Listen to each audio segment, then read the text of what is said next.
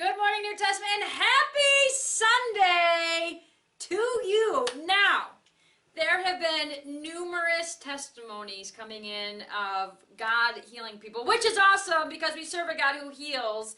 And I just want to remind you that this Friday is our first Friday night, which is when we host our first Friday prayer night, and we are focusing on healing and praying for people who need to be healed. So come and have your heart ready to be healed. Bring people that need to be healed. But I'm telling you, people with ear problems, back problems, digestive problems, like people are getting healed, and that, my friend, is going to be you and me. Come this Friday night, 7 p.m. for our first Friday night prayer and healing service.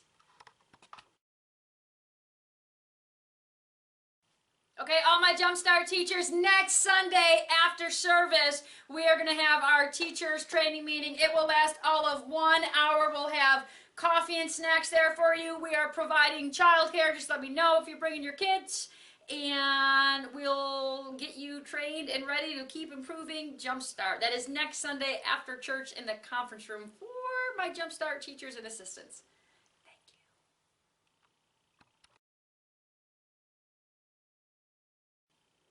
Okay, we have the testimony for you. You have been praying for Grace House. Thank you for praying for Grace House. Now check out what happened at Grace House. Hi, church. I want to share with you what happened on Monday at the hearing with the Labor Department concerning Grace House. Now, before I do that, I just want to give you a quick review of how we got to this place. And that is last summer, our full-time director at Grace House abruptly left the ministry. And when he did, the board of directors called me and asked if I'd step in to help, because I'm familiar with the ministry and I've done it before. And I did, and when I got over there, I realized that we had a cash flow problem, which led to our very first payroll that I was there being 3 days late. And one of our employees, in fact our newest employee, had only been there a couple of months, at that point he went to the Department of Labor and he filed a grievance against us, which of course he was entitled to do so, but I had no knowledge of it. And as I looked at our operation at Grace House, I realized some things needed to change, specifically the way we did our staffing and really our business model needed to change. That led to us letting 3 of our employees go, one of which was the man who had filed the complaint. So once that happened, he went back to the Labor Department and he told them that he was let go from Grace House in retaliation for having filed a grievance against us, a grievance that I didn't even know existed. So they sided with him. They told us that we were going to have to pay him between $6,000 and $10,000 in back wages for unlawful termination. And at that point, I went to a lawyer. The Lord provided us with a great lawyer, an expert lawyer, one of the best in the state of New York with in regards to labor law. And I talked with him about our situation. Well, when he looked into it, he told me that this was a kind of a new law that had been passed, and that Albany was directing the Labor Department to fine us $30,000 because they wanted to make an example of us and enforce this new law. So in talking to him, he told me that it was very possible he could get the fines reduced. He was confident that some of it would actually go away, but he told me we would have to be prepared to pay this man back wages, that was almost impossible to change. And that best case scenario would be $10,000 to $15,000 fine for the ministry. At the hearing last Monday, our lawyer was immediately encouraged by the man who had been chosen to be the moderator of the hearing.